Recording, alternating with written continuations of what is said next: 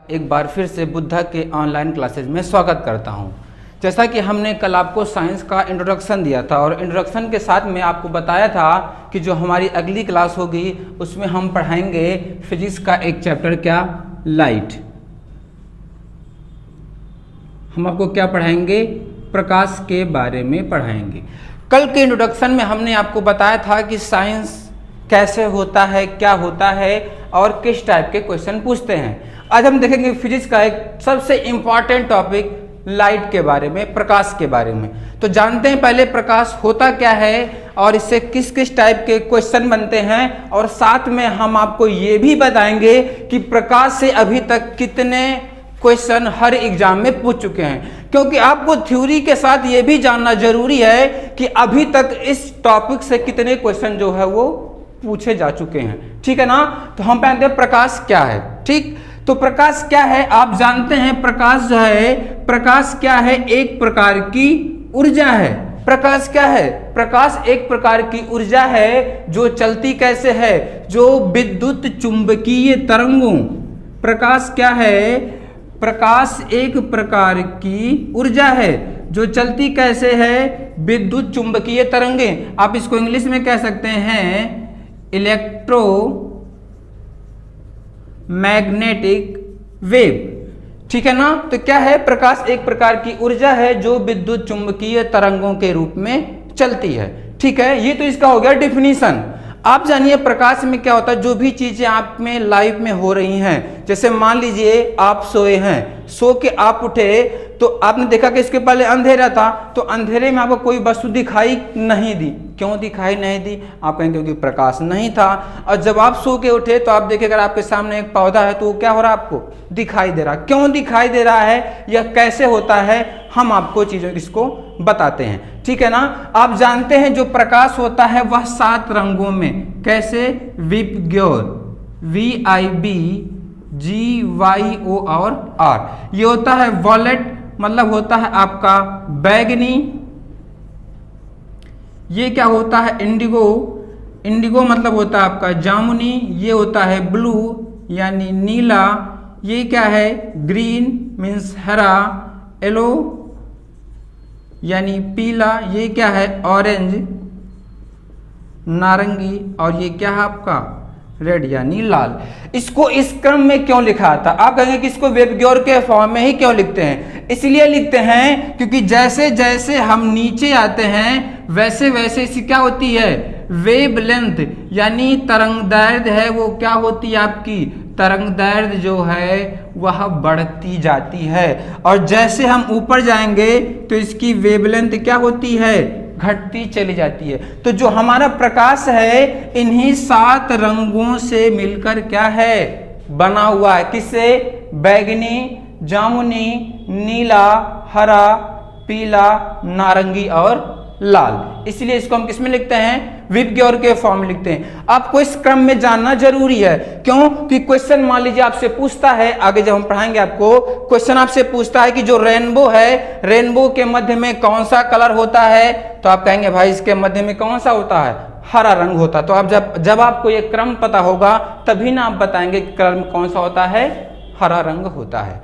ठीक है, आपने ये कहा, आपसे क्वेश्चन ये पूछता है कि जो पत्तियों का रंग हमको हरा ही क्यों दिखाई देता है? ठीक है ना? गुलाब के जो फूल है उसका रंग लाल ही क्यों दिखाई देता है? तो आप देखिए हमने आपको बताया कि ये जो सांप के विबग्योर के फॉर्म में हैं। ठीक है, मान लीजिए ये आपका कोई लाल रंग का क्या है? बॉल है। ठीक है, ये आपके 7 कलर है ना, VIBGYO और R। ठीक है, क्या है? बैगनी है, जामुनी, नीला, हरा, पीला, नारंगी और लाल। ठीक, जब ये लाल रंग आपने, मान लीजिए ये आपका लाल रंग है, लाल रंग जब आपने इस पर क्या किया? फोकस किया। लाल रंग आपने इस चीज पर क्या किया? फोकस किया। ठीक है, इस पे, किस पे? ये किसी भी वस्तु पर, है ना? तो ये 7 गई। तो क्या करता है? जो भी आप कलर फोकस करते हैं तो क्या करेगी? ये जो लाल रंग है ये इसको क्या कर लेगी? अवशोषित कर लेगी, एब्जॉर्ब कर लेगी। जितने भी रंग हैं यानी आपकी बैगनी, जामुनी, नीला, हरा, पीला और नारंगी और लाल, वो क्या करेगी, अवशोषित कर देगी और केवल लाल रंग के ही प्रकाश को क्या कर सकती है, उत्सर्जित करती है। तभी हमको क्या होता है, जो गुलाब का फूल है उसका रंग कैसा दिखाई देता है, लाल दिखाई देता है। अगर हम यही सेम बात कहें तो कहेंगे कि पत्तियों का रंग हरा क्यों होता है, भाई क्लोरोफिल पे मत जाएगा, किसमें क्लोरोफिल प्रेजेंट होता है, वो तो आपका हो गया बायोलॉजी के टर्म में। अगर हम साइंस के टर्म में देखें कि उसका रंग हरा ही क्यों दिखाई देता है, ठीक है ना, तो हरा इसलिए दिखाई देता है कि मान लीजिए जब हरे रंग का प्रकाश इस पर पड़ेगा तो बाकी जो रंग है वो क्या कर लेंगी, एब्जॉर्ब कर लेंगी, अवशोषित कर लेंगी, लेकिन जो हरा रंग है वो क्या होगा, उत्सर्जित होगा। तभी हमको उसका रंग कैसा दिखाई देता है, हरा दिखाई देता है। तो आप कहेंगे ये क्वेश्चन क्या पूछा, ये तो कॉन्सेप्ट है। क्वेश्चन पूछता है कि पीले रंग के प्रकाश में पत्तियों का रंग कैसा दिखाई देगा। क्वेश्चन कैसे पूछता है कि पीले रंग के प्रकाश में जो पत्तियों का रंग है वह कैसा दिखाई देगा, यानी किस कलर का होगा। तो आप बताइए, हमने कह रहा कि पीले रंग के प्रकाश में, इस जो पीले रंग के प्रकाश में पत्तियों का रंग कैसा दिखाई देगा, ठीक है ना।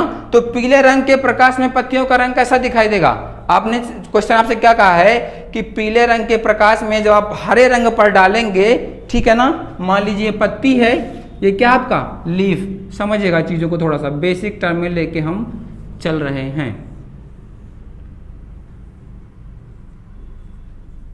ये मान लीजिए आपका क्या है, लीफ, पत्ती है, इसका रंग कैसा है, इसका रंग आपका है हरा। जब आपने इस पर क्या किया, पीले रंग का प्रकाश डाला, हमने क्या कहा कि पीले रंग के प्रकाश में पत्तियों का रंग कैसा दिखाई देगा, तो ये पत्ती है, इसका रंग कैसा है, हरा। आपने क्या किया, पीले रंग की प्रकाश डाली। तो हमने बताया था कि जब आप किसी रंग को प्रकाश को डालेंगे तो क्या करती है, अवशोषित कर लेगी, एब्जॉर्ब कर लेगी, बाकी चीजों क्या करती, वो उत्सर्जित करती है। लेकिन आपने देखा यहाँ पीला है और यहाँ कौन सा रंग है, हरा रंग है।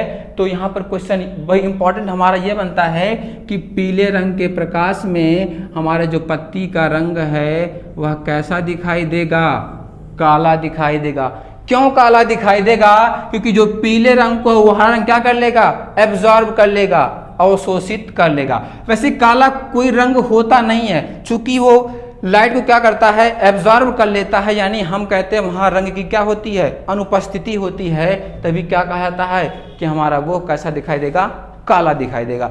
ये तो हम प्रकाश की फिनोमिना के बारे में बात कर रहे हैं, घटना के बारे में बात कर रहे हैं, ठीक है ना। अगर हम प्रकाश के लक्षण के बारे में बात करें, यानी प्रकाश के क्या क्या लक्षण होते हैं, क्या क्या और इसके पॉइंट होते हैं, तो प्रकाश के लक्षण में पॉइंट जैसे कहता है, तो आप ये जानिए कि प्रकाश हमने क्या होता है, इसका डिफिनेशन एक प्रकार की ऊर्जा है जो चलती कैसे है, विद्युत चुंबकीय। इसको इलेक्ट्रोमैग्नेटिक वेव या विद्युत चुंबकीय तरंगे इसलिए कहा जाता है क्योंकि विद्युत चुंबकीय तरंगे वे तरंगे होती हैं जिनको चलने के लिए माध्यम की आवश्यकता नहीं होती है। मतलब ये बिना माध्यम के भी है क्या है, चल सकती हैं। आपको बहुत सारे बुक में प्रकाश तरंगे विद्युत चुंबकीय के साथ साथ अनुप्रस्थ तरंगों की भी बात किया होगा। यानी जो आपकी ये प्रकाश तरंगे हैं वह इलेक्ट्रोमैग्नेटिक के साथ साथ क्या हैं, ट्रांसवर्स भी होती हैं। आप कहेंगे भाई ट्रांसवर्स क्यों होती हैं, हम आपको पढ़ाएंगे चैप्टर साउंड एंड वेव, वहां वेव में बताएंगे कि अनुप्रस्थ तरंगे वे तरंगे होती हैं जो अपने माध्यम के कणों के चलती कैसे हैं, लंबवत। तो आपका ये भी आंसर सही है क्या कि प्रकाश तरंगे विद्युत चुंबकीय के साथ साथ अनुप्रस्थ तरंगे भी होती हैं, ठीक है ना। अब हम देखते हैं प्रकाश के किसके बारे में, लक्षण के बारे में, इसकी प्रॉपर्टी क्या होती है। मतलब प्रकाश की चाल को पहले मापा किसने, इसका वेवलेंथ कितना होता है, ठीक है ना, ये किस पर डिपेंड करती है, प्रकाश का रंग किस चीज पर निर्भर करता है, प्रकाश की गुण कैसे यानी प्रकृति कैसे होती है, दोहरी प्रकृति होती है कि सिंगल प्रकृति होती है। अगर दोहरी प्रकृति होती है यानी कण और तरंग, तो कण की व्याख्या कौन किया और तरंग की व्याख्या कौन किया, और कण के बारे में कौन कौन से पॉइंट हैं और आपके तरंग के बारे में कौन कौन से पॉइंट है। तो हम लोग देखते हैं किसके बारे में, हम लोग देखते हैं कि प्रकाश के लक्षण। तो आइए देखते हैं प्रकाश के लक्षण के बारे में, क्या क्या इसके लक्षण होते हैं। ठीक है ना, तो हमने पहले थोड़ा सा इसको डिफाइन कर लेते हैं क्या कि प्रकाश एक प्रकार की ऊर्जा है या प्रकाश ऊर्जा का एक रूप है जो हमें वस्तुएं देखने में मदद करता है। आप कैसे भी डिफाइन कर सकते हैं, आप ये भी कह सकते हैं कि प्रकाश एक प्रकार की ऊर्जा है। ठीक है ना। दूसरा पॉइंट क्या है कि प्रकाश विद्युत चुंबकीय तरंगों के रूप में संचरित होती है। जिसको दिक्कत होगा तो संचरित का होता है इंग्लिश ट्रांसमिट होना। ठीक है ना। और ये क्या है, विद्युत चुंबकीय मतलब इलेक्ट्रोमैग्नेटिक। तो प्रकाश क्या है, विद्युत चुंबकीय तरंगों के रूप में संचरित होती है। क्यों विद्युत चुंबकीय तरंग की ही बात किया है, इसलिए विद्युत चुंबकीय तरंग की बात किया है क्योंकि विद्युत चुंबकीय तरंगे वे तरंगे होती हैं जिनको संचरण के लिए माध्यम की आवश्यकता नहीं होती है। इसका मतलब क्या, इसका मतलब ये कि ये तरंगे निर्वात यानी वैक्यूम में भी संचरण कर सकती हैं। ठीक है ना। अगला पॉइंट क्या है कि प्रकाश तरंगों का वेवलेंथ कितना होता है। प्रकाश तरंगों का वेवलेंथ होता है 3900 एंगस्ट्रॉम से 7800 एंगस्ट्रॉम। एंगस्ट्रॉम क्या होता है, एक एंगस्ट्रॉम बराबर होता है 10⁻10 मीटर। देखिए किसी बुक में ये जो आपका है ये डाटा दिया रहता है 4000 एंगस्ट्रॉम से 7000 एंगस्ट्रॉम तक। किसी का मतलब आप बीपीएससी सॉल्व करेंगे बिहार में, तो बिहार में 2011 में ये पूछा गया क्वेश्चन है, वहां पर ऑप्शन क्या दिया था 4000 एंगस्ट्रॉम से 7000 एंगस्ट्रॉम। बट आपको जो अभी तक मानना है, अगर आप सॉल्व करें क्वेश्चन तो यूपी पीएससी मेंस में क्वेश्चन ये पूछा गया है कि प्रकाश तरंगों का वेवलेंथ कितना होता है, वहां पर आंसर माना है 3900 एंगस्ट्रॉम से 7800 एंगस्ट्रॉम तक। ठीक है, यानी इस रेंज की जो प्रकाश तरंगे होती हैं उन्हें हम क्या कर सकते हैं, देख सकते हैं। ठीक है। अगला पॉइंट क्या है कि प्रकाश किरणों की प्रकृति कैसे होती है, dual nature. Most important question, क्या कि प्रकाश किरणों की प्रकृति कैसे होती है, दोहरी प्रकृति होती है, डुअल नेचर। डुअल नेचर का मतलब क्या हुआ कि जो प्रकाश तरंगे हैं वह कण यानी पार्टिकल और वेव की भांति क्या करती हैं, व्यवहार करती हैं। प्रकाश तरंगे कण और प्रकाश किरणें जो हैं वह कण और तरंग दोनों की भांति क्या करती हैं, व्यवहार करती हैं। अब देखिए कण में कौन कौन सा हो गया, कण में आपका करता है व्यवहार फोटो इलेक्ट्रिक इफेक्ट, प्रकाश वैद्युत प्रभाव, और क्या करता है आपका क्रॉम्पटन इफेक्ट। ठीक है ना, या क्रॉम्पटन प्रभाव। अगर हम वेव की फॉर्म में बात करें तो वेव में होता है आपका रिफ्लेक्शन यानी परावर्तन, रिफ्रैक्शन अपवर्तन, विवर्तन मतलब डिफ्रैक्शन, पोलराइजेशन, इंटरफेरेंस और स्ट्रेट लाइन मोशन। यहां से भी क्वेश्चन बहुत ज्यादा पूछते हैं। जैसे क्वेश्चन पूछा है आपके इसके पहले यानी आप कह सकते हैं 2018 के यूपी पीसीएस प्री में क्वेश्चन पूछा है कि आइंस्टीन को नोबेल प्राइज कब मिला था, आइंस्टीन को नोबेल का पुरस्कार कब मिला था। ठीक है ना, तो कब मिला था, किस कारण से मिला था। वैसे आइंस्टीन का सबसे फेमस क्या है, इनका फेमस सबसे है E=mc²। आप जानते हैं जो आइंस्टीन साहब थे वो समय से भी बहुत आगे थे, उन्होंने ऊर्जा में E=mc² का भी क्या किया था, एक्सप्लेन कर दिया था। इस पे उसके बाद आपके स्टीफन हॉकिंस थे, वो भी क्या कहते इसी को एक्सप्लेन किए थे। ठीक है ना, लेकिन उनको जो नोबेल प्राइज मिला था आइंस्टीन साहब को, वो मिला था फोटो इलेक्ट्रिक इफेक्ट यानी प्रकाश वैद्युत प्रभाव को। प्रकाश वैद्युत प्रभाव को आइंस्टीन साहब ने सन 1905 ईस्वी में क्या किया था, इसका खोज कर दी थी। लेकिन इसके लिए इन्हें 1921 ईस्वी में क्या मिला था, इनको नोबेल प्राइज मिला था। ठीक है ना, कब मिला था, 1921 ईस्वी इनको क्या मिला था, नोबेल प्राइज मिला था। ठीक है, बहुत सारे भी देता है कि इसके पहले न्यूटन साहब ने भी क्या किया था, इसका एक्सप्लेन किया था। ठीक है ना, फिर इसके बाद दकार्ते ने सन 1637 ईस्वी में भी फोटो इलेक्ट्रिक की इफेक्ट क्या कहता था, डिस्क्राइब किया था। लेकिन इसको मेन प्रभाव में कब आया, जब आइंस्टीन साहब ने 1905 ईस्वी में इसको क्या किया था, एक्सप्लेन किया, और 1921 में क्या मिला था, नोबेल प्राइज मिला था। ठीक है ना, हम बात करते हैं रिफ्रैक्शन, ये जो घटनाएं होती हैं यानी प्रकाश के तरंग के। तो प्रकाश के तरंग की जो व्याख्या है, प्रकाश के तरंग कण की व्याख्या सन 1678 ईस्वी में हमारे एक वैज्ञानिक थे हाइजेंस। प्रकाश की तरंग की व्याख्या कौन किया था? हाइजेंस ने 1678 ईस्वी में किया था। ठीक है, हमारा अगला पॉइंट क्या है? अभी हमने देखा कि उसके प्रकाश की प्रकृति कैसे होती है, डुअल नेचर, दोहरी प्रकृति होती है, मतलब कण और तरंग की बात में नेक्स्ट पॉइंट क्या कहता है कि निर्वात में प्रकाश की चाल क्या होती है, कितनी होती है? एग्जैक्ट जो आपका वो होता है 2.99 × 10⁸ मीटर पर सेकेंड, या सामान्य देता आपको बुक में 3 × 10⁸ मीटर प्रति सेकेंड। इसको आप और सिंप्लीफाई कर सकते हैं, आप कह सकते हैं इसका होता है 3 लाख किलोमीटर प्रति सेकंड। ये क्वेश्चन आपके कई बार रेलवे के एग्जाम में पूछ चुका है या एसएससी के एग्जाम में। क्या लेकिन क्वेश्चन घुमा के क्या पूछता है? क्वेश्चन घुमा के पूछता है कि सबसे अधिक चाल किसकी होती है? तो सबसे अधिक चाल किसकी होती है? प्रकाश की होती है। कितनी होती है? 3 लाख किलोमीटर प्रति सेकंड, यानी 1 सेकंड में चलता है कितना वो? 3 लाख किलोमीटर। ये किसके हो गया? निर्वात में प्रकाश क्या होती है? सबसे ज्यादा होती है। ठीक है ना। नेक्स्ट पॉइंट क्या है कि प्रकाश के वेग की गणना सबसे पहले कौन किया था? ओल्ड रोमर। ओल्ड रोमर नाम के वैज्ञानिक हैं, इन्होंने सन 1670 ईस्वी में क्या की थी? प्रकाश के वेग की गणना की थी। ठीक है, ये पूछा गया क्वेश्चन है। अगला पॉइंट क्या है? ये मोस्ट इंपॉर्टेंट क्वेश्चन है, मोस्ट इंपॉर्टेंट क्वेश्चन आजकल जो पूछ रहा है आपका कि जब प्रकाश तरंग एक माध्यम से दूसरे माध्यम, क्वेश्चन कैसे पूछता है? क्वेश्चन कहता है कि जब प्रकाश तरंग एक माध्यम से दूसरे माध्यम में जाती है तो क्या परिवर्तित होता है, यानी उसका आवृत्ति में परिवर्तन आता है, उसके आयाम में परिवर्तन आता है, या तरंग दैर्ध्य में क्या बदलता है? तो आप जानिएगा कि जब प्रकाश तरंग एक माध्यम से दूसरे माध्यम में जाती है तो उसके वेवलेंथ और वेग में क्या होता है? परिवर्तन होता है। यानी आप क्या कहेंगे? वेवलेंथ यानी तरंग दैर्ध्य और वेग में क्या होता है? परिवर्तन होता है। ठीक है, फिर हमने क्या बताया कि प्रकाश तरंगे कैसे होती हैं? विद्युत चुंबकीय के साथ साथ कैसे होती हैं? अनुप्रस्थ। अनुप्रस्थ को इंग्लिश में कहते हैं ट्रांसवर्स, ट्रांसवर्स वेव। ये विद्युत चुंबकीय तो हैं, इलेक्ट्रोमैग्नेटिक हैं, लेकिन अनुप्रस्थ क्यों होती हैं? इसलिए होती हैं क्योंकि प्रकाश तरंगे जो हैं वह हमेशा अपने माध्यम के कणों के चलती कैसे हैं? परपेंडिकुलर। इसलिए प्रकाश तरंगे कैसे होती हैं? अनुप्रस्थ भी होती हैं। ठीक है ना।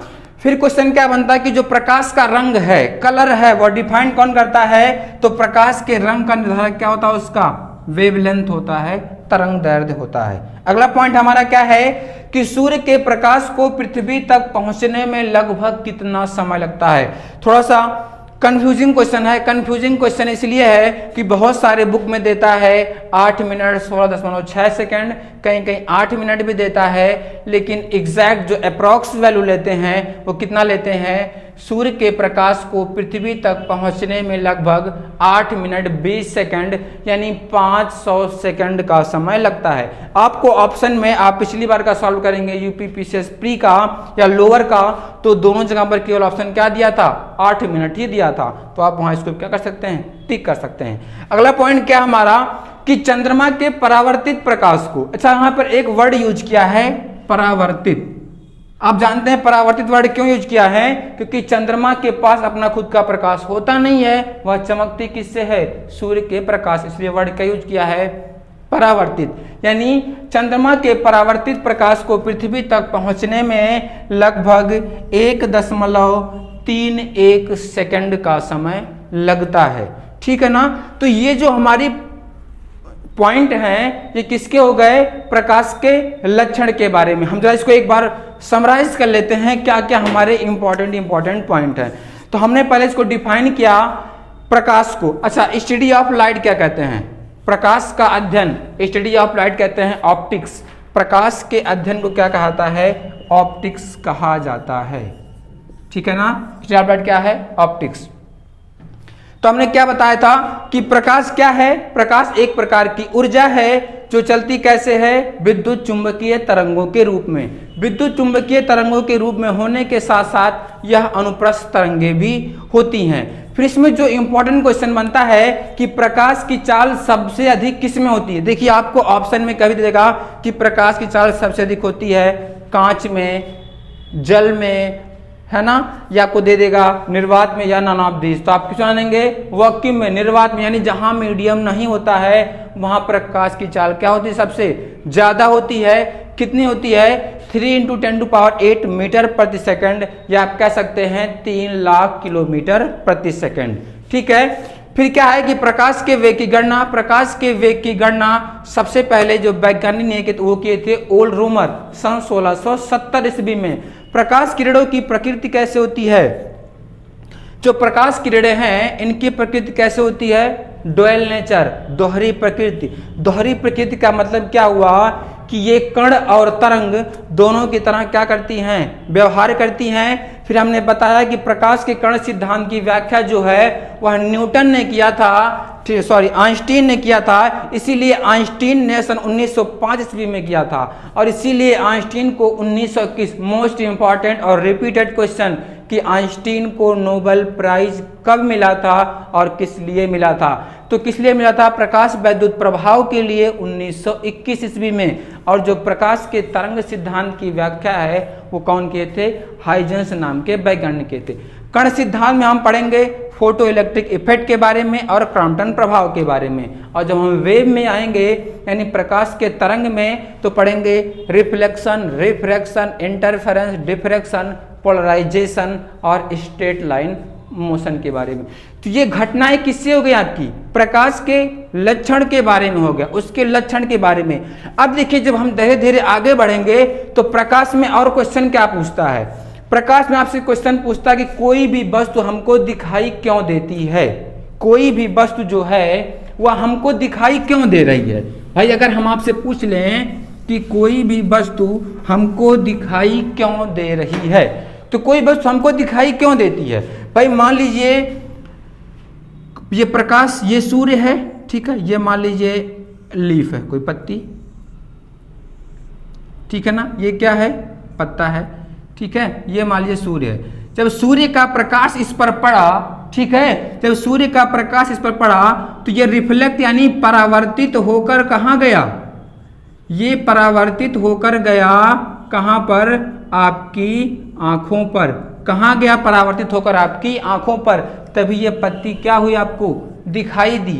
यानी किसी भी वस्तु का दिखाई देना ये भी किस घटना से होता है, लाइट के कारण। और लाइट में किस घटना से कहेगा, तो प्रकाश के परावर्तन के कारण। यहां तक कि आप ये भी पॉइंट जानते हैं कि जो लोग मान लीजिए पार्टी वगैरह में जाते हैं तो मेकअप करते हैं ना, मेकअप करने के बाद आदमी ना स्मार्ट या हैंडसम क्यों दिखता है, इसलिए दिखता है क्योंकि जो चीजें जितनी स्मूथ या चिकनी होती हैं रिफ्लेक्शन उतना क्या होता है, ज्यादा होता है। इसको और आसान भाषा में कहें कि जब आप जूतों को पॉलिश कराते हैं तो पॉलिश किए हुए जूते बिना पॉलिश किए हुए जूते से अधिक चमकदार क्यों दिखाई देते हैं, इसलिए दिखाई देते हैं क्योंकि जितना स्मूथ रहेगा उतना लाइट का रिफ्लेक्शन ज्यादा होगा। जब रिफ्लेक्शन ज्यादा होगा तो हमको वो चीज क्या दिखाई देगी, उतने ही स्पष्ट दिखाई देगी। ठीक है, फिर क्वेश्चन क्या बनता है, फिर क्वेश्चन बनता है कि अंतरिक्ष से देखने पर आकाश का रंग कैसा दिखाई देगा, लाइट के क्वेश्चन है ये।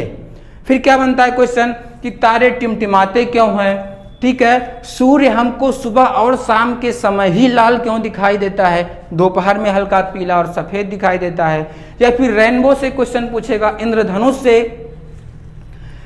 क्वेश्चन आपका पूछता है जो आपके स्टेट लेवल के एग्जाम है, जैसे सुपर टेट हो गया या आपका सब्जेक्टिव साइंस का टेट हो गया, वहां पे क्वेश्चन पूछता है कि इंद्रधनुष के बीच में कौन सा रंग होता है। ठीक है, ये पूछा। फिर आपसे क्वेश्चन ये बन सकता है कि प्राथमिक इंद्रधनुष कौन सा होता है और द्वितीय कौन सा होता है। प्राथमिक और द्वितीयक में ऊपर कौन सा रंग होता है और नीचे कौन सा रंग होता है। इसके साथ साथ इंद्रधनुष का बनना किस घटना से होता है, और आपको एक पॉइंट और बनता है कि इंद्रधनुष किस दिशा में बनता है। देखिए लाइट ना बहुत इंटरेस्टिंग चैप्टर है, बहुत ही इंटरेस्टिंग। हमने आपको इंट्रोडक्शन में बताया था कि हम आपको इसको लाइव से कोरिलेट करके पढ़ाएंगे, क्योंकि साइंस ऐसा है ना, जब आप इसको कोरिलेट करके पढ़ेंगे तो बड़ा मजा आता है पढ़ने में। रटेंगे तो फिर समझ में नहीं आता, भाई रटेंगे भूल जाएंगे, लेकिन जब आप कोरिलेट करेंगे जीवन से, जैसे क्या कोरिलेट किए, मान लीजिए कहता है कि इंडोस्कोपी, भाई जो जांच होता है ना पेट वगैरह के अंदर, कहता है इंडोस्कोपी में प्रकाश के किस घटना के कारण होता है या वहाँ कौन सी फिनोमेना होती है। तो आप पढ़ेंगे तो वहाँ होता है TIR, टोटल इंटरनल रिफ्लेक्शन, पूर्ण आंतरिक परावर्तन। यहाँ तक कि ऑप्टिकल फाइबर भी होता है, प्रकाशिक तंतु, वो भी किस घटना में होता है, TIR पे। हीरा क्यों चमकता है, वो भी क्या होगा आपका, पूर्ण आंतरिक परावर्तन।